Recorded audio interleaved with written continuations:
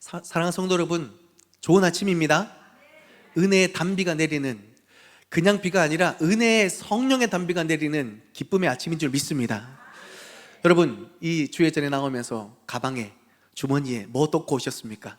지금 뭐 있으세요? 스마트폰 있으실 거고, 지갑 있으실 거고, 열쇠 있으실 건데요, 혹시 저처럼 가방 안에 약봉지 하나씩 들고 계신 분 계신가요?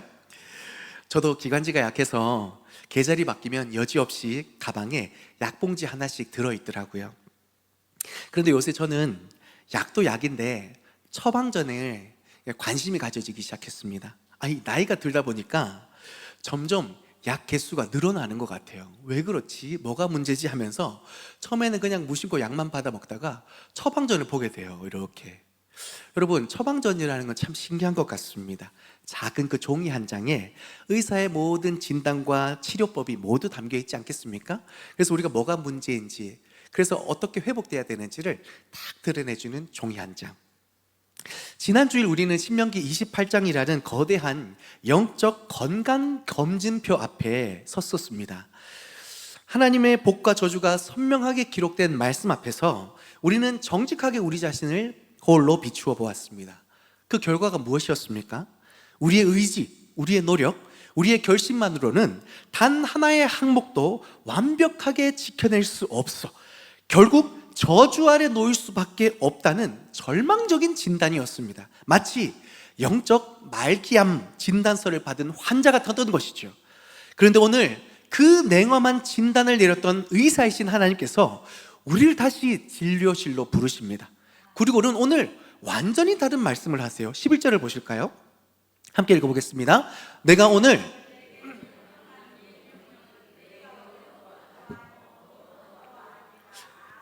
14절 다시 볼게요. 14절. 내가 이를 행할 수 있느니라. 아멘. 아니, 이게 무슨 일입니까? 지난주는 너희는 할 수 없다, 너희는 암 환자다 라고 우리가 진단을 받았는데, 오늘 말씀을 보니까 이 명령은 내게 어려운 것도 아니고 먼 것도 아니라 할 수 있다 말씀하세요. 아니, 하나님이 헷갈리시는 걸까요? 아니면 우리가 지난주 말씀 듣고 힘을 내야지 하면서 한 주 만에 무럭무럭 자라나서 뭔가 모든 일을 다 할 수 있을 것 같은 슈퍼맨이 된 걸까요? 아닙니다. 오늘 말씀은 우리가 그 높은 기준에 이룰 수 있도록 하나님께서 직접 근본적인 치료를 해주시는 놀라운 처방전이 기록되어 있는 것이죠. 불가능했던 우리를 가능하게 하시는 하나님의 위대한 역전 드라마가 오늘 이 말씀 속에 담겨 있습니다. 함께 그 복음의 깊은 신비 속으로 나아갈 수 있겠으면 좋겠습니다.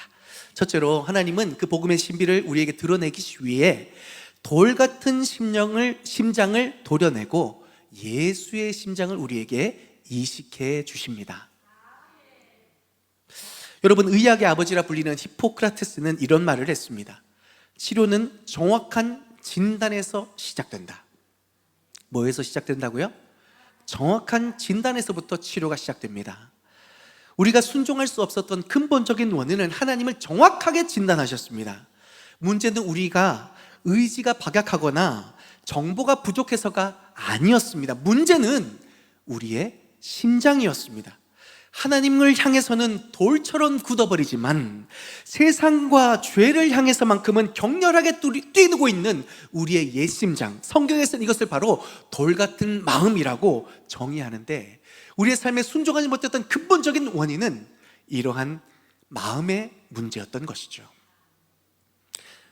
요즘 AI가 발달해서 챗 GPT도 나오고 자율주행차도 나오고 세상 참 좋아지지 않습니까? 그런데 이렇게 아무리 소프트웨어가 좋아져도 컴퓨터의 심장인 CPU가 망가져 있으면 아무 소용없습니다. 굴러가지 않습니다. 마찬가지로 아무리 좋은 순종 매뉴얼, 좋은 말씀을 우리 머릿속에 다 입력해놔도 우리의 영적 CPU인 마음이 망가져 있으면 계속 오류에 오류만 더할 뿐입니다. 이 사실을 누구보다도 잘 아시는 하나님께서는 우리에게 더 열심히 하라 말씀하시기 전에 먼저 근본적인 문제를 해결하시고자 원하셨던 거죠. 바로 우리 마음의 수술입니다. 여러분, 잠시 저와 함께 그 영적인 수술실을 함께 들어가 상상해 보겠습니다. 우리가 수술대 위에 있습니다. 진단명은 영적 심부전 말기입니다. 세상의 어떤 의사도 어떤 약으로도 고칠 수 없는 돌처럼 굳어버린 죽을 병, 마음의 병이었습니다. 차가운 조명 아래 우리는 절망하며 죽음의 그림자를 느낍니다. 그때 수술실 문이 열리고 한 분이 들어오십니다. 온 우주의 최고 외과 의사이신 우리 하나님이십니다. 그런데 그분의 표정이 어둡습니다. 왜 그럴까요? 우리에게 이식해줄 죄 없이 깨끗하고 완벽하게 살아있는 새로운 심장이 없기 때문입니다. 그 어떤 천사의 심장으로도 죄로 죽어가는 우리를 살릴 수가 없었습니다. 바로 그 순간 의사신 하나님 옆에 그분의 아들 예수께서 조용히 우리 옆 수술대에 누우십니다. 그리고 온 인류를 위해 바로 오늘 이 자리에 있는 나를 향해 말씀하십니다. 아버지, 제 심장을 저희에게 주십시오. 제가 대신 죽겠습니다. 사랑하는 여러분, 이것이 주님의 십자가입니다.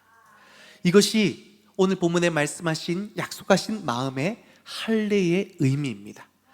하나님이 주신 은혜의 메시는 우리의 돌같은 심장을 도려내기 위함이었지만 동시에 그 아들의 살아있는 심장을 꺼내기 위한 고통의 메시이기도 했습니다.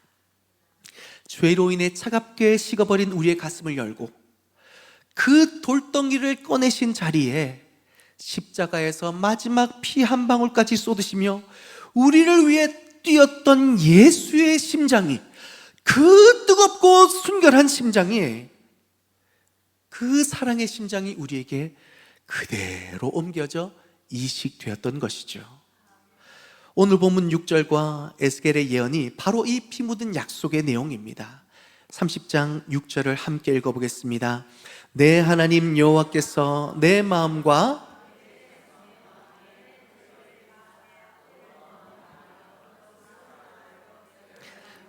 사랑하게 하사 너로 생명을 얻게 하실 것이며 아멘. 마음에 할례를 베푸사 심장을 바꿔 끼워주시니 이제는 예수의 심장이 뜀으로 우리가 이제는 하나님을 비로소 사랑할 수 있게 된 것입니다. 에스겔 36장 26절입니다. 내가 너희에게 새 마음을 주고 너희 몸에서 돌같이 굳은 마음을 없애고 살처럼 부드러운 마음을 주겠다. 아멘. 그렇습니다. 우리가 순종할 수 있게 된 것은 우리가 더 착해졌거나 의지가 강해졌기 때문이 아닙니다.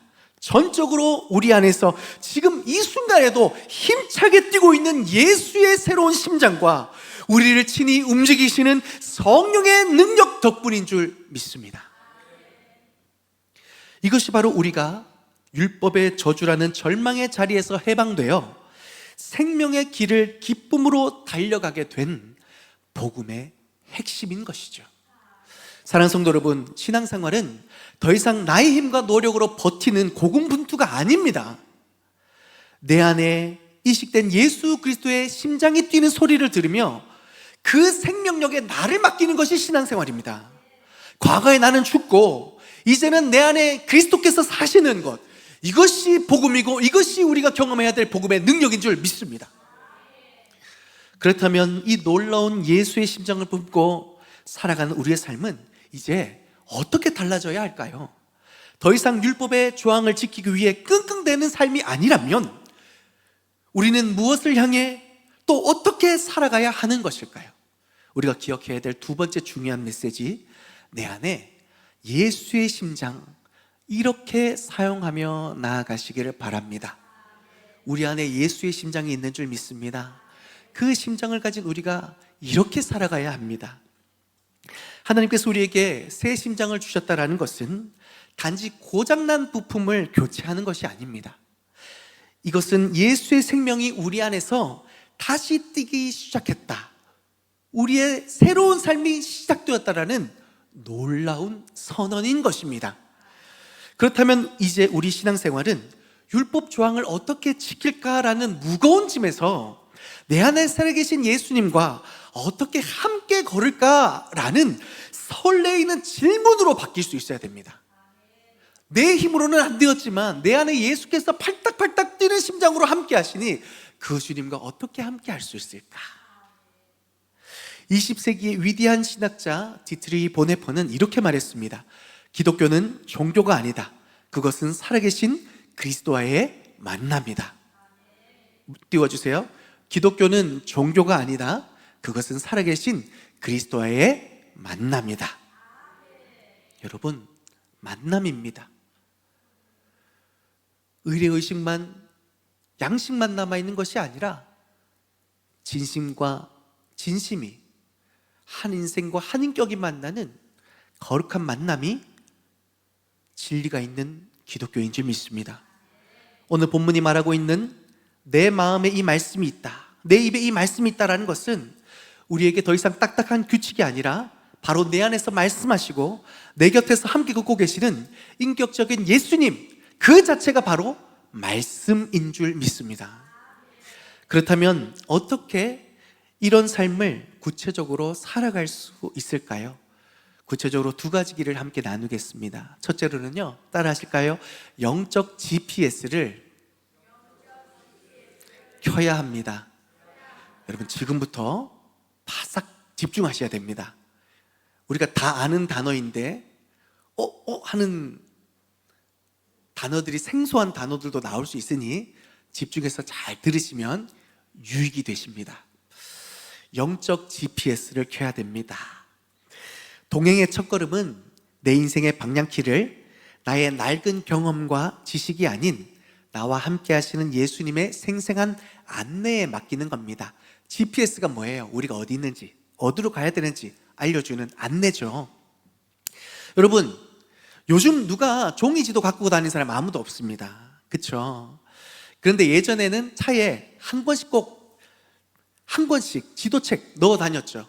왜요? 그게 길이었으니까요. 얼마나 불편했습니까? 첫째로 현실과 너무 달랐어요. 지도에는 분명히 도로가 있다고 하는데 막상 가보면 도로가 없을 때가 있습니다. 언제 이 도로가 없어졌나? 두 번째는 늘 스스로 내 위치를 내가 해석해야 됐습니다. 내가 지금 어디쯤에 있지? 양지 사거리야, 마평 사거리야, 도대체 우리 어디 있는 거야? 라고 한참 들여다보는데 그제서야 결국 내가 어렵게 내 위치를 파악하고 어디로 가야 되는지 너무 어렵게 길을 찾는 기억이 있지 않습니까? 마지막 제일 문제, 밤이 되면 아무것도 보이지 않게 되죠. 여러분, 이게 바로 내 경험, 내 지식, 낡은 종교적 관습에 의지해 살아가려는 우리의 옛 모습입니다. 그러나 예수의 심장을 이식받은 우리에게는 완전히 새로운 내비게이션이 주어졌습니다. 바로 따라 하실까요? 심장 내비게이션.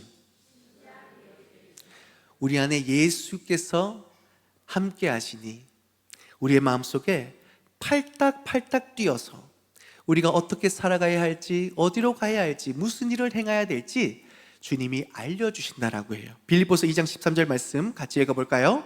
너희 안에 행하시는 이는 하나님이시니 자기의 기쁘신 뜻을 위하여 너에게 소원함을 두고 행하게 하시나니 아멘.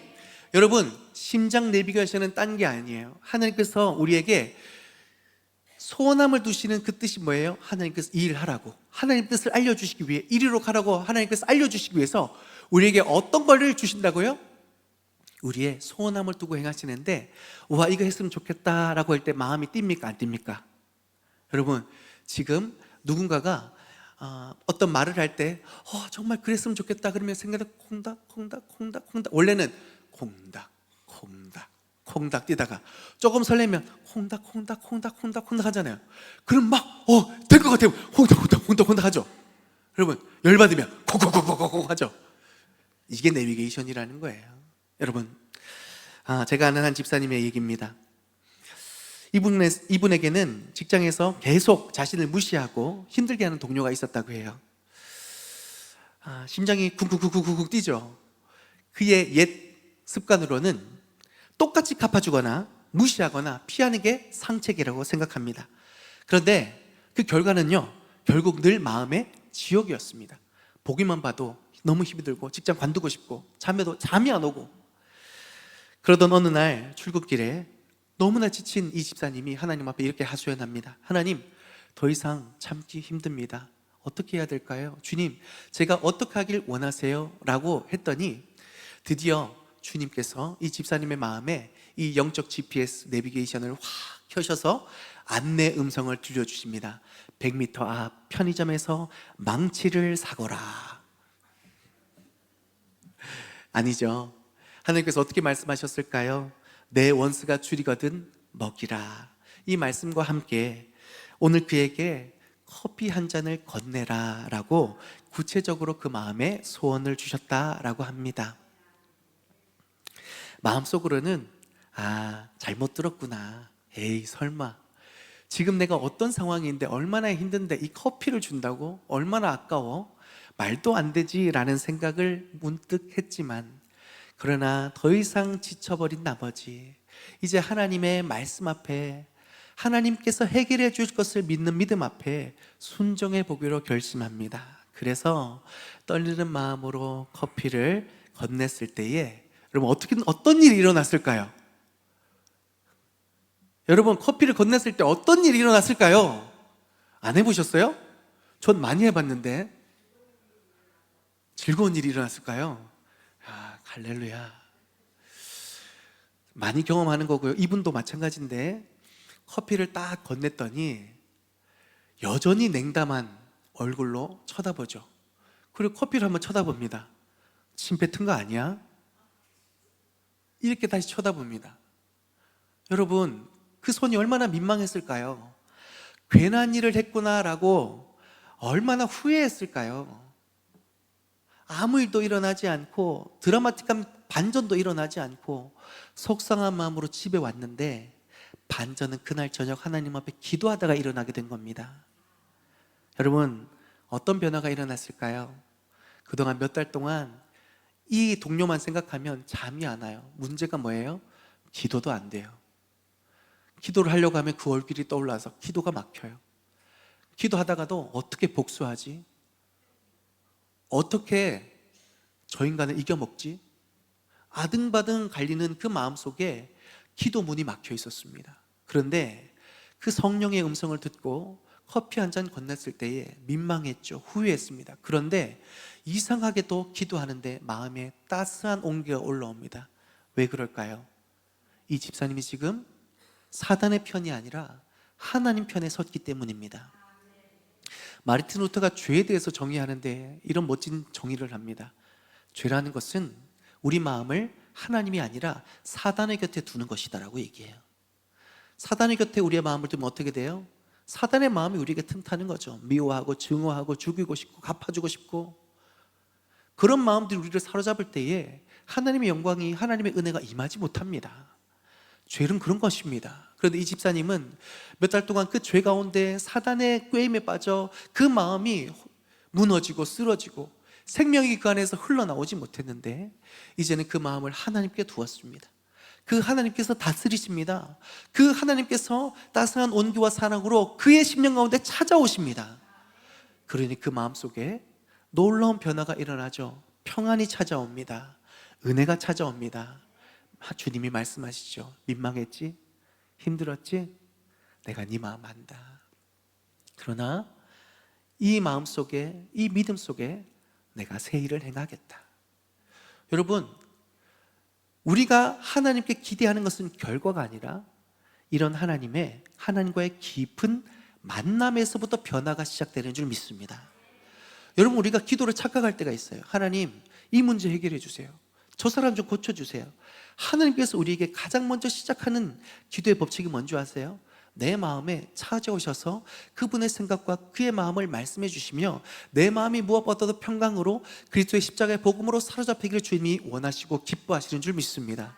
그 변화에서부터 하나님의 역전이 일어나고 그 변화에서부터 하나님의 나라가 역사되는 줄 믿습니다. 그 작은 순종 행위 하나가 미움과 죄책감으로 꽉 막혀 있던 기도의 통로를 확 뚫어버린 것이죠. 그 결과 그를 괴롭히던 강박적인 미움의 생각이 사라지기 시작했습니다. 왜냐하면 그 생각이 있던 자리에 예수 그리스도로 말미암은 더 큰 기쁨과 감격이 주님과의 친밀한 교제 속에서 충만함으로 채워졌기 때문입니다. 이것이 바로 심장 내비게이션의 놀라운 능력입니다. 성도 여러분, 우리가 무엇을 향해 심장이 팔딱팔딱 뛰고 있습니까? 예수의 심장을 가진 우리는 그의 말씀과 그의 뜻 앞에 팔딱팔딱 뛰면서 믿음으로 순종할 때에 이 놀라운 은혜와 감격을 놓치지 않는 저와 여러분 될 수 있기를 주님의 이름으로 축복합니다. 둘째 동행법은 예수님과의 생명선을 지키십시오.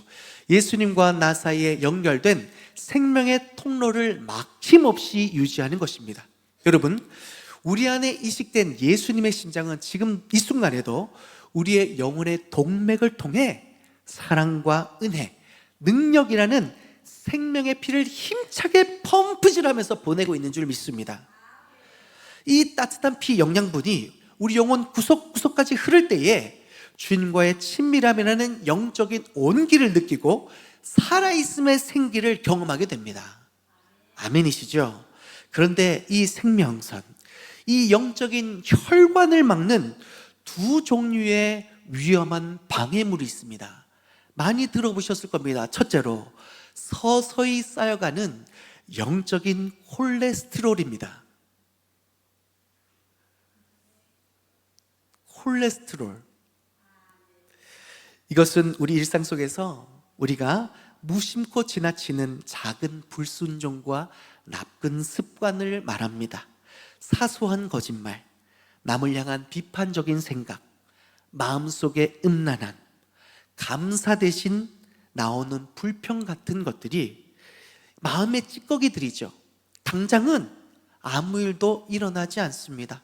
아무 증상도 일어나지 않습니다. 콜레스테롤처럼. 그런데 이것이 찌꺼들이 점점 쌓여가면 어떻게 돼요? 혈관을 좁아지게 만들죠. 그래서 피를 잘 통하지 못하게 만듭니다. 우리의 마음속에 영적 콜레스테롤이 쌓이면 이와 같습니다. 콸콸콸콸 쏟아져야 될 생명의 피가, 그 그리스도의 온기가 우리 안에 순식간에 불어닥치지 못하고 혈관이 좁아져서 그 온기가 전해지지 못합니다. 기도의 열기가, 찬양의 열기가 전해지지 못합니다. 말씀이 튕겨져 나갑니다. 마치 영적 수족 냉증처럼 기도하는데 온기가 느껴지지 않습니다. 말씀이 튕겨나가고 예배의 감격이 무뎌지는 이유가 바로 이 영적 콜레스테롤이 쌓여 있을 때에 대한 결과인 것이죠. 둘째는 갑자기 혈관을 막아버리는 영적인 혈전입니다. 되게 와닿죠? 이것은 우리가 알면서도 의도적으로 짓는 구체적인 죄입니다. 명백한 불순종의 행동들, 누군가를 향한 미움의 결단, 의도적인 속임수, 거짓말 같은 것들입니다. 이 영적 혈전은 순식간에 우리의 생명선을 막아버려 주님과의 친밀함을 급격하게 단절시킵니다. 갑자기 마음이 강팍해지고 하나님이 멀게만 느껴지며 극심한 영적 답답함을 느끼게 되는 것이 바로 이 때문입니다. 여러분, 그럼 어떻게 해야 될까요? 이 막힌 생명선을 우리 힘으로는 스스로 뚫을 수 없습니다. 24시간 동행은 이 혈관이 막히는 것을 감지하는 즉시 우리의 위대한 의사이신 주님께 갖고 나아가는 것입니다. 콜레스테롤이든 혈전이든 이 모든 것을 단번에 녹여줄 수 있는 유일한 특효약, 오직 예수 그리스도의 보혈의 능력을 의지하며 나아갈 때에 우리 삶의 모든 문제가, 그 답답함이 근본적으로 해결되어지게 될 줄 믿습니다. 그러니 여러분, 문제가, 분노가, 미움이, 답답함이, 두려움이 우리에게 엄습할 때에 예수 그리스도 앞에 나아갈 수 있는 저와 여러분 될 수 있기를 바랍니다. 미워하는 마음, 두려운 마음이 우리에게 엄습해서 기도가 막혀질 때에 주님 앞에 나아가 이 꽉 막힌 나의 삶을 토로하며 주님, 저를 불쌍히 여겨주시고 이 막힌 곳을 뚫어주셔서 주님의 그 따스한 온기가 다시금 나에게 전해지게 해달라고, 다시금 내 안에 성령의 충만한 역사가 임하게 해달라고 간절히 부르짖을 수 있는 저와 여러분 될 수 있기를 바랍니다. 여러분, 이 모습은 죄책감에 시달리는 율법적 어떤 행위가 아닙니다. 사랑하는 주님과의 따뜻하고 생명력 넘치는 관계, 그 친밀함을 회복하기 위한 가장 정직하고 실제적인 사랑의 행위임을 기억하시길 바랍니다. 이 즉각적인 고백이 있을 때에 우리는 막힘이 없는 주님의 생명력을 공급받으며 기쁨으로 주님과의 동행을 계속 이어갈 수 있게 되는 것이죠.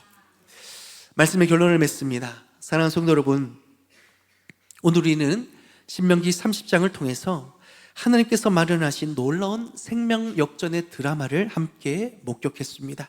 율법이라는 사망 선고 앞에서 절망했던 우리에게 하나님은 당신의 아들 예수 그리스도의 심장을 통째로 우리에게 이식해 주시는 영혼의 심장 이식술이라는 놀라운 처방을 내려주셨습니다. 그 결과 우리는 더 이상 죄의 저주 아래 신음하는 자들이 아니라 예수의 생명으로 살아가는 새로운 존재가 된 줄 믿습니다. 그래서 설교를 마무리하며 우리 안에 이런 선포가 살아날 수 있기를 원합니다. 함께 따라할까요?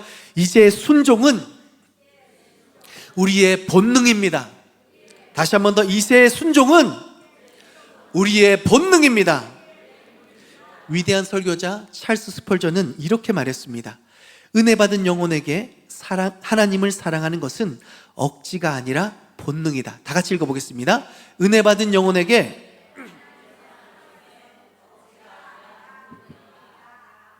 아멘입니까?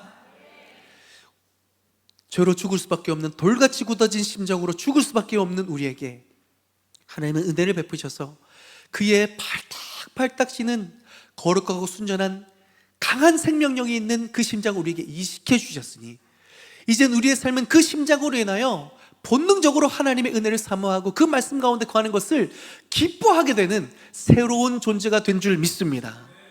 물고기에게 바다에서 헤엄쳐라 라는 이 명령이 어려운 율법입니까? 아닙니다. 그것은 물고기의 생명이자 본능이며 그에게 가장 큰 자유이자 기쁨입니다. 왜냐하면 물고기의 모든 기관은 바다에서 살도록 설계되었기 때문입니다.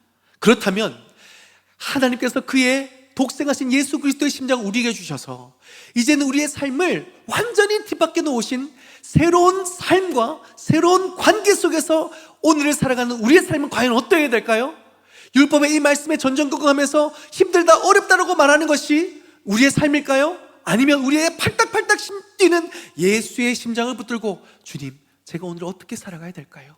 그 말씀 앞에 귀 기울이며 믿음으로 순종할 때에 그 주님이 찾아와 주시는 온기와 힘과 지혜로 오늘을 살아갈 때에 하늘나라가 우리에게 임하고 그가 우리에게 주시는 지혜와 용기를 따라 오늘을 힘있게 살아가는 그 삶의 행복을 놓치지 않는 삶이 우리에게 놓여진 삶일까요? 여러분, 무엇일까요?